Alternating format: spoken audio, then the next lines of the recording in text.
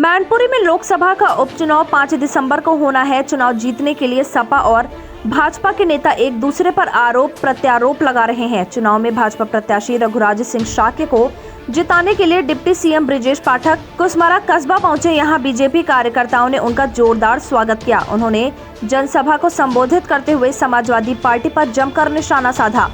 Deputy CM ने कहा, मैनपुरी चुनाव की चर्चा पूरे देश में है। उन्होंने समाजवादी पार्टी जमकर निशाना साधा और कहा कि प्रदेश में पहले हत्या, लूट, बलात्कार और प्लाट व दुकान आदि पर कब्जा करना समाजवादी पार्टी सरकार में लोग करने लगे थे। समाजवादी पार्टी का नारा है, खाली प्लाट हमारा है। मैनपुरी के लोग भूले नहीं होंगे, हमारी बहन बेटियां शाम को घर से निकल नहीं पाती थीं। हमारे कुछ मिलने वाले जो कुसमरा में रहते हैं वह बताते थे कि वे अपनी बेटी को पढ़ने के लिए बाहर भेजे हैं। बेटी 16 साल की हो गई है। लोग बुरी नजर डालते हैं, लेकिन मैं बधाई देना चाहता हूं मुख्यमंत्री योगी को और प्रधानमंत्री मोदी को। उत्तर प्रदेश में योगी सरकार ने 20,000 मुकदमे लुच्चा लफंगा के खिलाफ लगाकर उनको पकड़वाने का काम किया। मैनपुरी की धरती पर जो गुंडे राइफल व बंदूक लेकर सड़कों पर घूमते थे वह जाने कहां चले गए। कहां चले गए गुंडे और कहां चले गए माफिया लोग। इस सरकार में बड़े बड़े गुंडे माफिया गले में तख्ती डालकर घूम रहे हैं। कहते फिर रहे सब्जी बेच लेंगे, लेकिन गुंडागर्दी और माफियागिरी नहीं करेंगे। प्रयागराज की सड़कों में देखा, पश्चिमी उत्तर प्रदेश में देखा, कौन माफिया है। लोग बताते थे यह मुख्तार अंसारी है। दूसरा कौन है? यह अतीक अहमद है। तीसरा कौन है? सैकड़ों माफिया घूमते थे। गुंडों और माफियाओं की फौज रहती थी। लेकिन आज आप माफियाओं की हालत देख रहे होंगे। तो आपके पक्ष में है। आपको निर्भय होकर के एक वोट कमल के आगे बटन दबाकर दबाना है और भाई रघुराज साहब को ऐतिहासिक वोटों से जिता करके मैनपुरी के इतिहास को बदलने का काम करना है। और केवल इसके लिए करना क्या है, बहुत लंबी चौड़ी तकरीर नहीं करूंगा। केवल आपको तय करना है कि हाँ, हम कर सकते हैं। अपने कलेजे को, अपने कलेजे को मजबूत करना है और हम बूथ पर हरा सकते हैं, कमल को जिता सकते हैं। ये तय करके आज हमें किसी के लोगों को घर भेजना है। अपने बूथ पर हम मजबूत हैं। जैसा कि अभी हमारे अध्यक्ष जी बता रहे थे, मात्र 90,000 वोटों का सिलसिला है।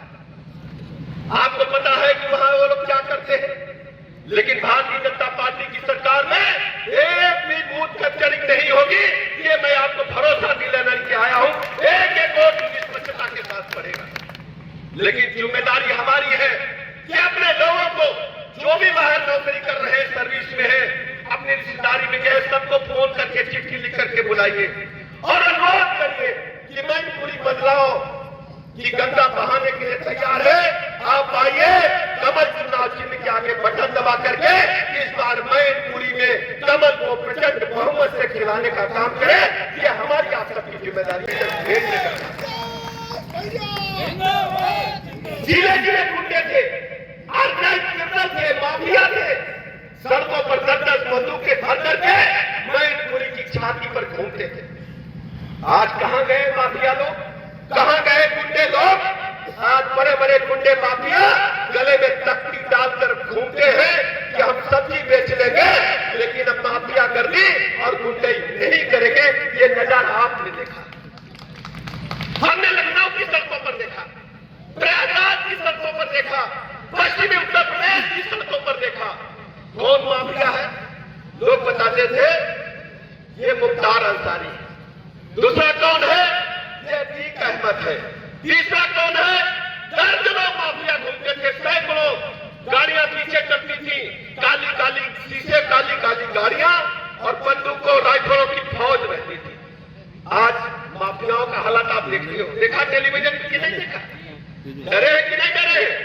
डरे कि नहीं डरे बताइए। तो मैं आपसे पूछना चाहता हूं, मैनपुरी के लोगों, हम भी आदरणीय मुलायम सिंह यादव जी का सम्मान करते थे, सभी लोग सम्मान करते थे। हम उनको श्रद्धा सुमन अर्पित करने के लिए गए। लेकिन मैनपुरी के लोगों, जो 5 तारीख को चुनाव होने वाला है, ये मैनपुरी की तस्वीर और तदबीर बदलने के लिए आया।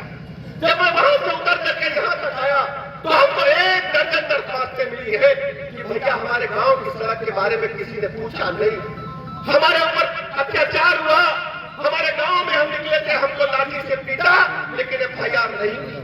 कौन जिम्मेदार है, इसके लिए मैं आपसे, मैनपुरी के लोगों आपसे पूछने के लिए आया। इसलिए मैं विनती करता हूं, हमारे मैनपुरी के लोग ये अच्छी तरह समझ ले, ये बदलाव का अवसर है। आदरणीय मोदी जी आपके दरवाजे पर मैनपुरी के विकास की गाथा को लिखने के लिए हमारी टीम को भेजे हैं और हमारे भाई रघुराज साहब को भेजने का काम आपका डेवलपमेंट की तरफ मैनपुरी को ले जाने वाला है, ये विकास की तरफ ले जाने वाला है और मैनपुरी के लोगों के आत्मसम्मान को आकाश की ऊंचाइयों की ओर ले जाने वाला है।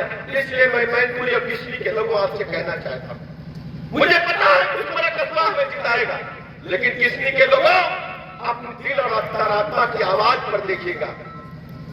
अत्याचार अनाचार कब तक आप बर्दाश्त करेंगे? भारतीय जनता पार्टी की सरकार गुंडे माफिया को जेल में ठूसने का काम करेगी। एक एक भाई बहन घरों से निकल करके कमर के आगे बटन दबा करके हमारे भाई रघुराज साहब को जिताने का काम करेगी। इन्हीं लक्ष्यों के साथ मैं आप सबको बहुत बहुत बधाइयां देता हूं और आभार प्रकट करता हूं। मुझे को रास्ते में आवश्यक कार्य पड़ जाने के कारण देर से आना हुआ, इसके लिए मैं आपसे क्षमा मांगता हूं और आपको भरोसा दिलाता हूं, हमारे रघुराज ठाकुर को आप जिताएंगे, भारतीय जनता पार्टी को कमल चुनाव चिन्ह आकर प्रचंड बहुमत से जिताएंगे। मैं आपके चरणों की सेवा आजीवन करूंगा। इन्हीं लक्ष्यों के साथ आपका बहुत बहुत धन्यवाद। देखिए, लोकतंत्र में जनता महान है और जनता को ही अधिकार है अपने नेता को चुनने का। मैनपुरी के लोग मन बना चुके हैं कमल को खिलाने के लिए। आदरणीय प्रधानमंत्री नरेंद्र मोदी जी की गरीब कल्याण योजनाओं को लेकर जनता में भारी उत्साह है और योगी जी के लॉ एंड ऑर्डर की सब लोग सराहना कर रहे हैं। मैं दावे के साथ कह सकता हूं, मैनपुरी में कमल खिलेगा और प्रचंड बहुमत के साथ खिलेगा। मैनपुरी में